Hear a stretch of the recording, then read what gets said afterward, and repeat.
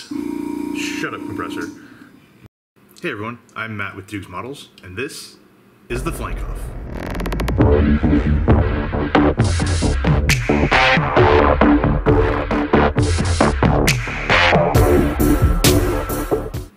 Well, it's happened. We've reached that point in the builds where there is enough of the aircraft together that we can start worrying about how much weight needs to go in the nose to keep these things from being tail sitters.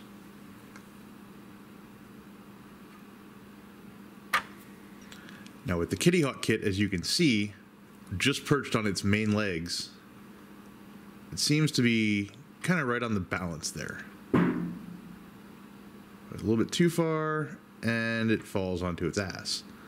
But give it just enough push the other way, and it falls onto its nose. So hopefully this means that we're not going to have to put too much weight in the front of the aircraft, because from what I've read, the nose gear has trouble supporting that amount of weight. But doing this testing requires essentially getting the landing gear to a place where we can at least test fit things with the wheels on, because the wheels add additional height and throw off some of the center of gravity just based on the height alone. Fortunately, it's looking like the Kitty Hawk kit is pretty much on the bubble. It's right there. You know, it's like, I feel like if I just found the exact right equilibrium, I could literally balance it on the main gear legs. Except they're a little bit, they're just a tiny bit wobbly enough that I don't think that's going to happen, at least in our current understanding of physics. But it feels like it's just outside of our grasp. So in this installment, we're going to be building the landing gear to enough of an extent to do this test, as well as adding in a few of the very minor things that could add some additional weight beyond the center of gravity, which would be namely the rudders. Everything else that goes on here, there's a cap for the end of the boom, which I'm assuming is where the drogue chute goes. You know, there are little things that go on the back of the tails. There's some little scoop bullshit, but honestly, none of that is really going to materially change what's going on here, because we still have to add the canopy, the windscreen, the nose, the landing gear itself up here. There's enough going on up front weight-wise that I think once we add these rudders in, we're at more or less equilibrium. So let's get the rudders installed, and then let's start building up the landing gear. While the rudders and strakes are setting on the Kitty Hawk 35, I went ahead and removed the pour stubs from the main tires, which, you know, again, going back to part one, look really nice on the side. But if you look at the tread, it's okay on this one, but on this one it just gets all kinds of gnarly. But whatever, right? It is, at least it looks like, nicely set up to receive the D-ringed landing gear axle. So let's see how that goes. Goes in there like so, but then what is the point? As you can see, the axle is much smaller than the actual hub hole, so it looks like the hope of doing a test fit with the wheels attached might be a bit far-fetched. Since the resin tires are so sloppy, just for shits and giggles, let's do a test with the kit's plastic wheels. Again, we've got the notched axle that should provide a nice, strong location.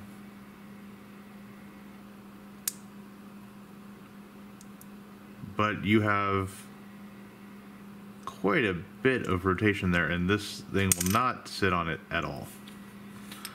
So, since we're not gluing in the gear struts yet, and they're prone to fall out, and these things are prone to be all wackadoo, that poses some challenges for testing the weight distribution with the wheels in place. Now, we're pretty good to go as far as the main gear struts go. What does the nose gear have in store for us? Well, it's got this. So, essentially, if you look at the parts that are going to be mounting into the actual gear bay, we have E24, the main nose strut. We've got this E62 bit up here. And then we've got E51 and E52 kind of providing these sort of, V-shape supports. So overall, that should be hopefully a pretty beefy assembly. Then if you look back here, we've got that plus this channel, this pretty distinctive channel on flankers that runs aft of the gear bay and includes this little E48 piece. Now, E48 basically is a support strut that will help locate things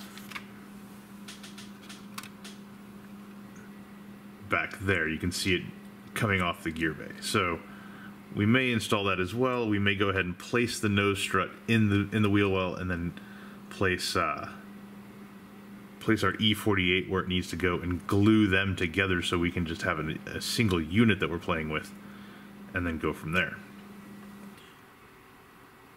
Okay, so here are E51 and 52, E24, and E62. Now it's worth noting that these three, or four, are essentially just the core elements of the nose strut. If you look at the instructions again, we've got additional elements in here. C47, which thankfully is plastic and not photo etch, because the photo etch ones of these are a pain in the ass. E20, the various landing light lenses and all that stuff. All of those will be added, but they're not going to be added at this point because why? Now, one fun element of pretty much any modern gear strut that you're going to run into is the seam line, which you can see, especially there on this straight piece. So we need to come in here and scrape all these fuckers away where we can access them.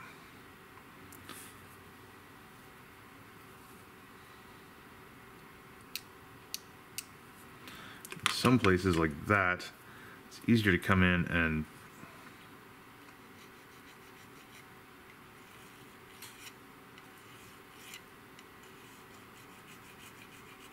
hit the sprue gate nub first.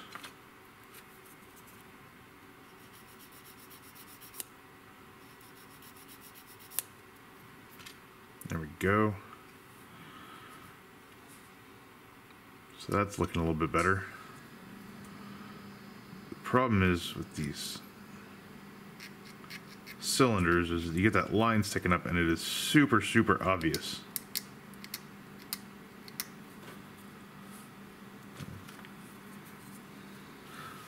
Now another fun little bit of stuff here is if you look straight down the gear strut,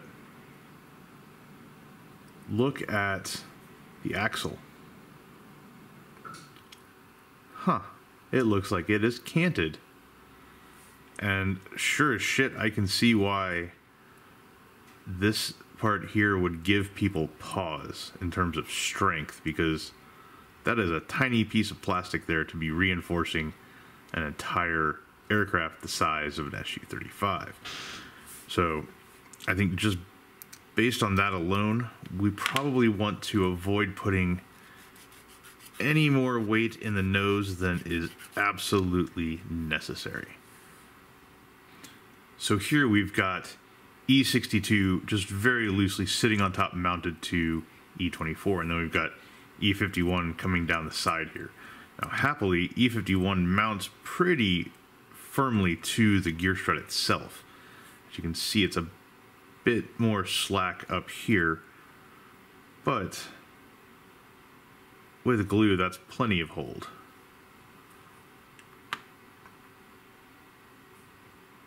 So what I'm going to do now, go with a little drop here, extra thin. Just start locking this in place.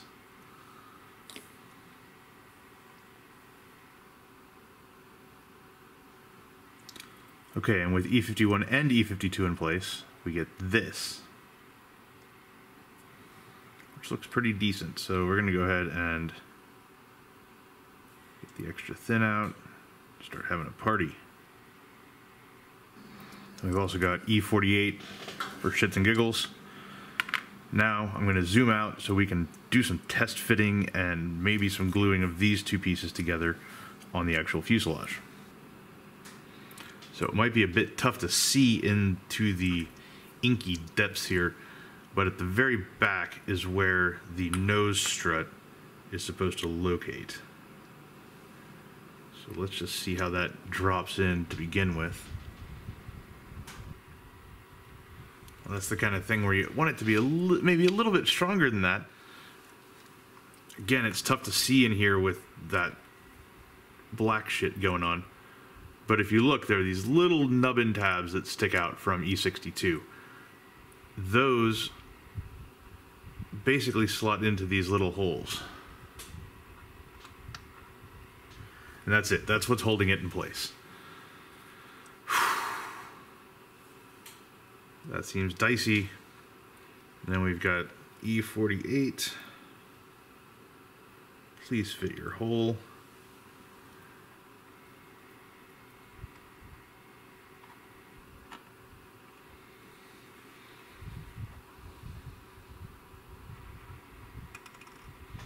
Gotcha. Okay. I need to rearrange this so I can get a better angle at what I'm trying to do here.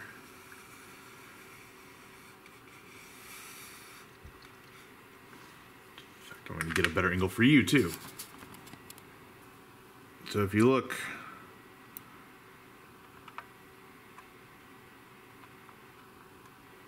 right there, that is how it goes together, which I think I can live with. So we're going to hit that with a little bit of extra thin. And then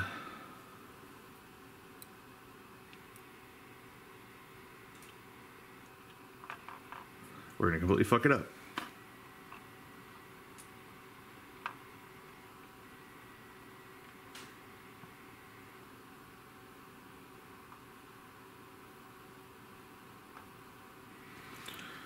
Now, caveat is, shut up, I'm talking.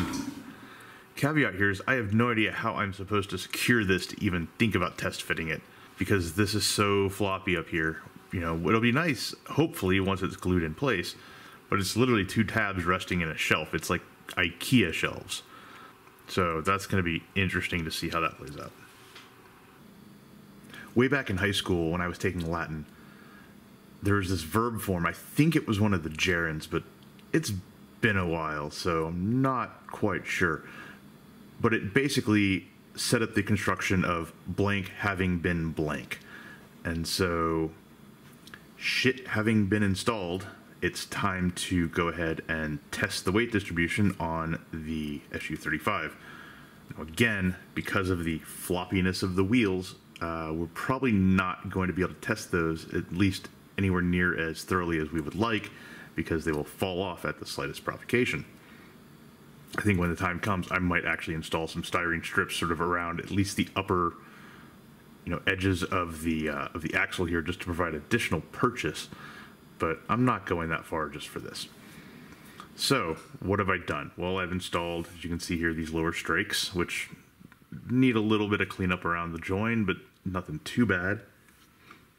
And the rudders, which you can see through here, which fit very kludgily on this kit. There is nowhere for them to really slot into. It's more of just a flat plane and some hinge things, and you just kind of shove it in place.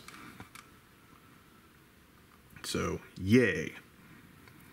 I have also, for the sake of sanity, gone ahead and, as you can see, taped down / taped in place the gear struts. This is basically not to hold them super secure, but hold them enough that when I turn this over to set it on its feet and test the weight distribution, shit doesn't just fall out all over the place, because it's never fun when your shit falls out. All right, so let's go ahead and do this. Now, sure, it's sitting on its feet, but honestly, it's a lot like where we started out the video, where if you just give it a little bit of pressure, it flops back into tail sitter central. So that tells me that we need to add not a lot of weight, but just enough weight up here that it tips the balance this way and keeps it on its toes instead of on its ass. So before we go into all of that,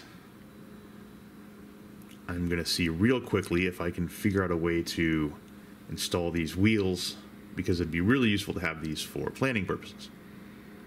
And I'm thinking maybe if I wrap some tape around the axles, that'll get us there.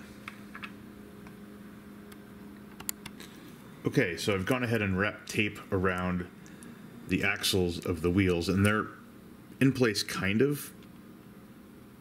I think what I want to do is come in maybe with another piece of tape and just wrap around the strut and the wheel just to hold things in place so that we can accurately test that from height. Okay, this is not pretty, but hopefully it'll be effective for what we're trying to do here.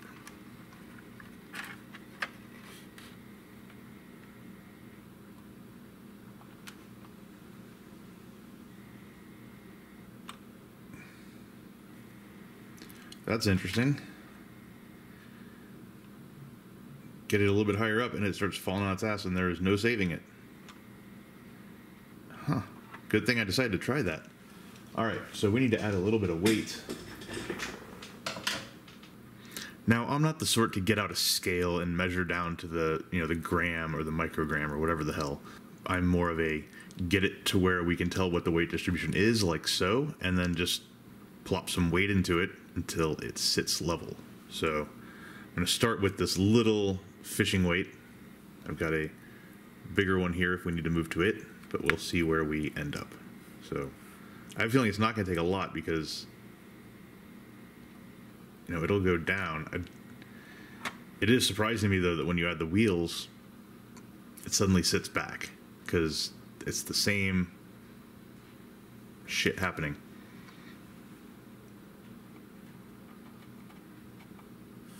Okay, that does not do it.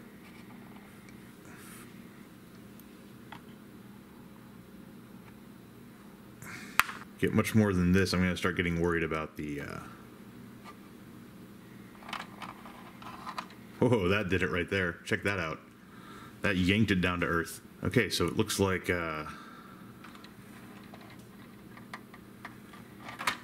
one of these bastards ought to do the trick. Now, you can just glue this in there like that. It's an option for sure. I tend to prefer to just hammer the fuck out of these until they're flatter and then put it in. And that may well be what I do here.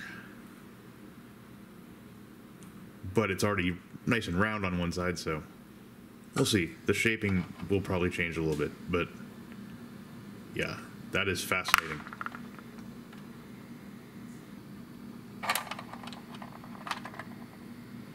So, however much that thing weighs is how much it takes to hold the Kitty Hawk Su-35 to the ground.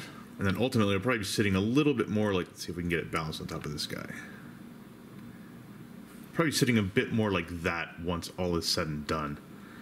And yeah, that's a nice firm 3 legs on the ground setup right there. So with that, I think I'm going to take that knowledge and then we can move on to the Su-35 from Great Wall and see how heavy its ass is. Okay, now that we've done weight testing on the Kitty Hawk kit, it's time to move on to the Great Wall kit. As you can see, I've roughly taped the engines in place. The pedals have not been pushed all the way down onto the thing that lets them rotate, but the weight is there. I've also installed the lower strakes, which fit wonderfully, and see up here, we've got the rudders in place as well. So it's time to move on to the gear struts. Now we're going to start on the main struts, which you can see kind of unfolding up here. Based on the way these look like they go together, it looks like some of these steps may be a bit off. Like this particular oleo scissor looks like it should be going more up here than down here, just based on where we end up over here. But as we get the parts off the tree, we will explore that. Then we will play with the nose gear, which, as you can see right here, the main strut and that sort of support arm going out of the bay are all one piece. And then we've got this kind of cool scissor piece that comes down on top, and everything is awesome. So let's go ahead and build this up and see how it goes. Okay, so starting out with the main gear strut here, part C31. Overall, we've got a lot of nice, crisp detail, and then we've got ejector pin marks on the oleo. Bad, Great Wall, bad. We've got another one up here on the gear strut itself, and then we've got the bane of all gear struts in existence, the mold seams. So we need to clean those up real fast.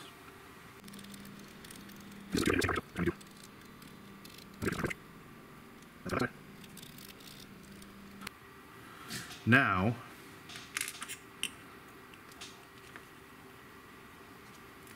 there's 21, 94. A little bit of cleanup to do here on 48 to get the sprue gates off.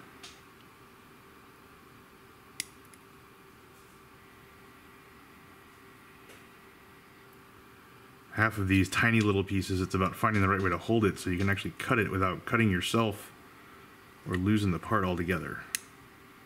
There we go. Okay. Now, when we look at the instructions here, this makes no fucking sense. These are the oleo scissors. The oleo is right there where it says SM01. That's super metallic. That's supposed to be metal. The scissors go on top and bottom of the oleo, and they help. Yeah, you know how oleos work, I hope. So this one going here makes no sense. It should be going up here, which, if you look at the picture, is exactly the way that it goes. So let's do that. Now, this one goes on the bottom piece. That little fin thing sticking up.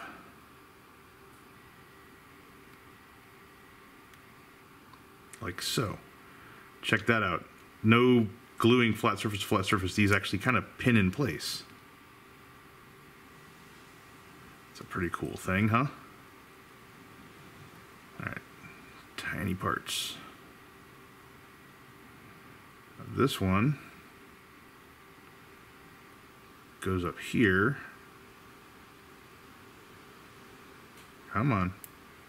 Like so. And then you bring them up here together. They actually pin together.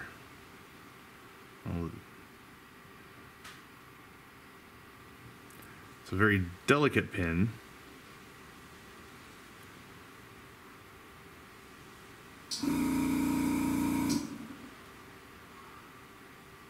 But you can see right there, that's how they work.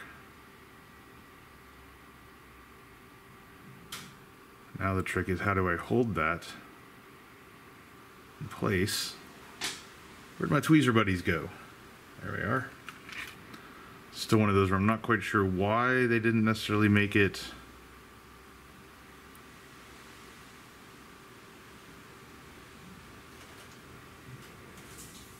yay, we got it. Not quite sure why they didn't make it one piece.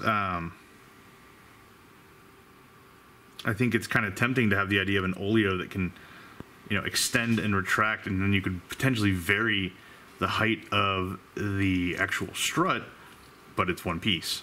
Now, if they had done this and had the, you know, the lower axle area as a piece, the strut as a piece, and then maybe like an aluminum bar in there, piece of aluminum tubing, kind of like what Trumpeter's done with their MLRS, you could have a lot of fun with this. You know, you could have different stop pieces in here that you could just plunk, plunk, plunk, drop in for where you want the tubing to stop, and the oleo would just accommodate that. That'd be pretty fucking cool, wouldn't it? But that's not what we get. Okay, so we've got that. Now we have to install this bastard, which, as far as I can tell, let's see here. So he just kind of like plugs in there. Ah, I see.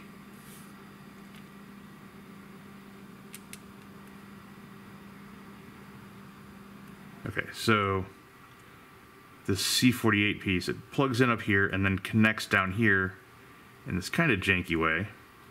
It does it though. Okay. Then to top it all off, I've gone ahead and kind of half assembled a wheel here. So basically what you have is you have the main tire, which is one piece of plastic, and it's empty on the middle, empty in the hub area, which is nice. You have the separate outer hub, and then you've got this inner hub, which is where the actual axle mounts into, that plugs into the outer hub with this nice fat mounting pin that is keyed in a certain direction and all that good stuff. So then all that happens is, come on you, this goes in there like that. And this thing has a little bit of play, but it's nothing like the play on the Kitty Hawk kit. Now, because I installed that oleo scissor, I need to wait a little bit before I can do some tape work on this to hold it in place. So I'm going to set that aside, and I'm going to build up the other gear strut real fast. So just to walk through quickly how the Great Wall tires work. So we've got a tire, got a hub, and we've got the inner hub. Now, as you can see right here, the tire is keyed. Conveniently, it works both ways, so one part you just turn around. This piece just plugs in like so. Just have to get it around to the keyed area. And then this one, as you can see here, it's got this big old fat mounting tab on the back. Literally does the same thing. It's a nice press fit. Everything's in order. Voila. Now, because I'm not gluing it in yet, I am going to resort to taping the shit out of it. It's like my green zinc chromate tape is the closest at hand, so it's going to get the honors this time out. As we saw with the Kitty Hawk kit, the wheels made a difference, so we must not overlook the wheels.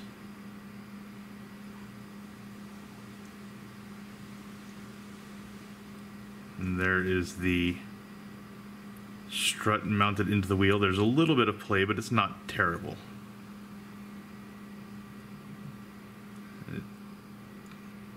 I do, however, wish that it was a bit more sturdy. Now, this isn't going to hold it perfectly, but it's going to hold it perfectly enough for us to do our stuff. Okay, next up we've got the nose gear, so let's go ahead and get the main components of that squared away.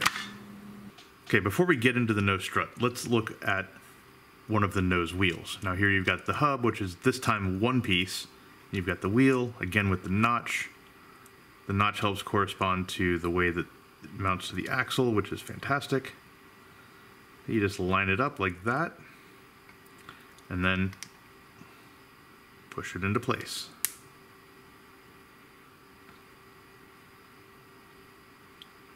Like so. That's literally all there is to it.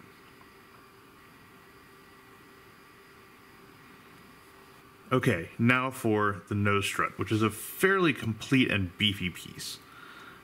As you can see back here, it's got this arm for the rock guard that kind of sits behind and around the tires, and that is why I wanted to build up the tires for this test, because I don't want it flopping onto this and breaking, because that is a fragile ass piece. Got a little bit of scraping detritus still there. Now the actual arm that holds the wheels in place seems quite a bit sturdier on this one than it does on the Great Wall kit. And as you'll note, it's got the bracing arm coming off of it. This is the one that sits aft of the gear bay and all that. So on top of this, whereas with the Kitty Hawk kit, remember we glued a piece on to the top, and then we glue these little arms into the side. This one works a bit differently. We've got all of that as one piece. And the way that this works is it literally slides into place like so. Pretty slick, huh? I want to make sure that it's actually mounting into these places it needs to mount into. So I'm going to give it just a little pinch here and give it a little bit of extra thin to sip on.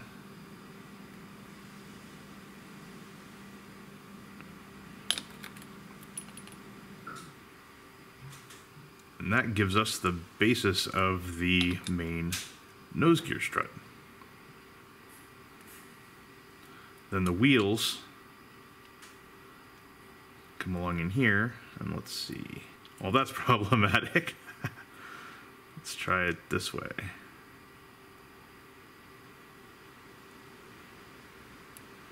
Okay, so something clearly went wrong there in terms of how these mounted up. Let's see if the other one came out a little better. This one is supposed to be the one that sits on the right side. And yeah, this one came out okay. So I'm going to guess what I did is I probably installed the other one backwards or something like that. So let's pop it back out. I need a... There we go. Yeah, that looks a little bit more like it should. Alright, we're going to get a little bit of tape out so we can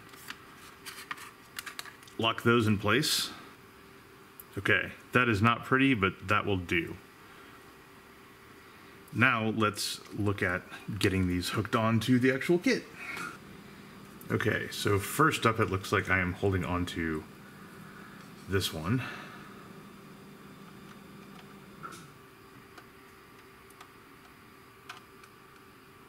I think.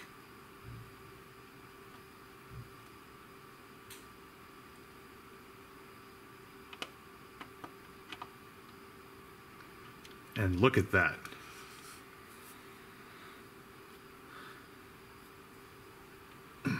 So what happens here is the gear strut itself slots into the mount right there, but then, it's hard to see around the tire, that piece, that C48 piece that we glued onto it, hooks into that nice little blister on the intake trunk. Everything sits happy. And it's perfectly located.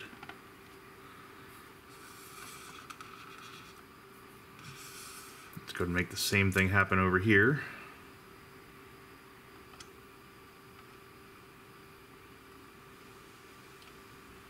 This one does the same thing, but it's not quite as tight.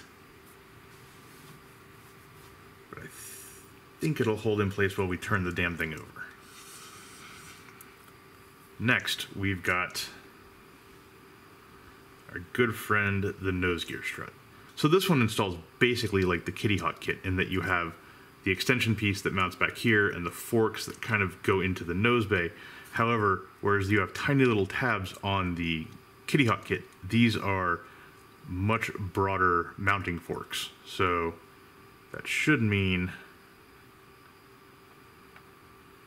a much stronger fit if it will go in.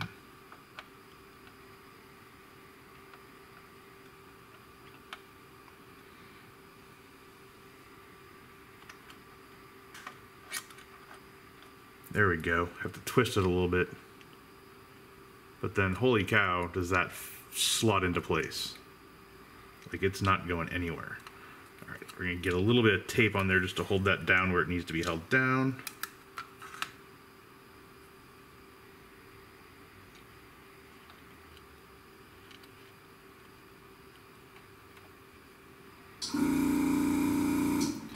Yeah, I hear you, compressor. Compressor is depressed because it hasn't been painting in a little while. It'll get its turn soon enough. Okay. There we have it. The gear struts are temporarily installed, and we are ready to begin weight testing. So let me move all the damn sanding sticks. Tamiya extra thin. Get the flight pose out of the picture. And let's see what transgresses. Kudos to anybody who gets that reference, by the way.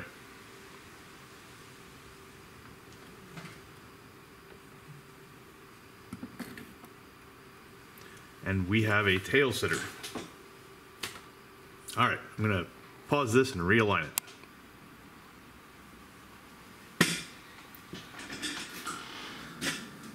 So similar to the Kitty Hawk kit, this one left to its own devices with the wheels mounted sits right on its ass, and it actually feels heavier in the backside than the Kitty Hawk kit did. I'm gonna guess because the engines have a lot more going on.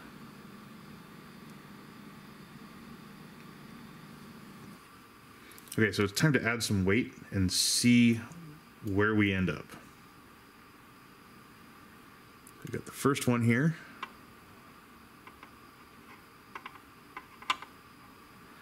Nothing. So that immediately tells me this one is more tail heavy than the Kitty Hawk kit. Let's go ahead and add a second little egg here. And with 2 eggs, it sits very assuredly on its nose.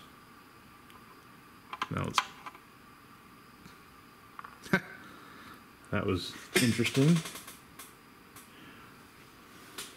Wow, one of them rolled way the hell back there.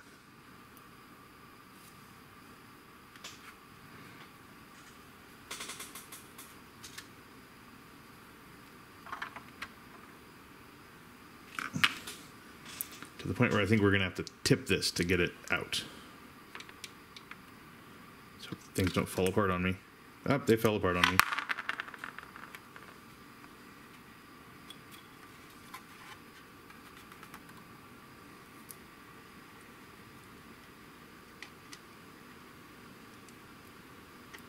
Get back in your place, gear strut.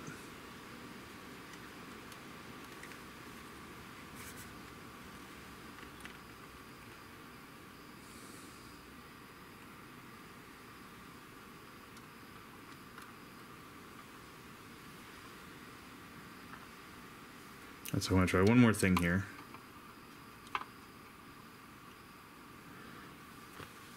That's weird. Maybe it was a different egg.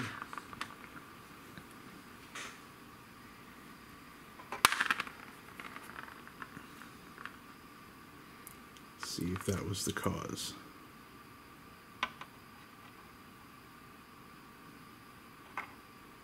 Huh, maybe there is...